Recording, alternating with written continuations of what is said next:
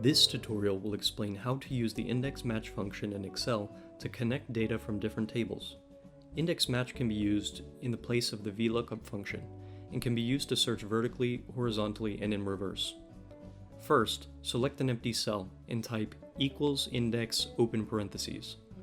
Next, select the range that contains the values you want to return. In this example, we're looking for unit revenue. We'll call this our return array.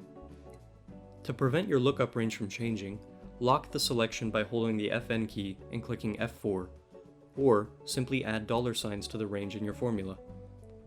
Next, type, comma, match, open parentheses. Now, select the cell that you will use to look for a match. We'll call this our lookup value. In this video, we'll use item ID, since it's a shared field found in both of our tables. Now, select the range where we'd like to find a match for our lookup value. We'll call this our lookup array. Now, enter 0 for the match type to search for the first exact match. The other options, 1 for less than and -1 for greater than, are for finding approximate matches, and are typically only used for numerical searches. Click Enter, and drag down or double-click the plus icon in the bottom right of the cell to copy your formula to the other cells. At this point, we're finished, and the formula returns the sales revenue for the matching part ID and returns NA if no match is found.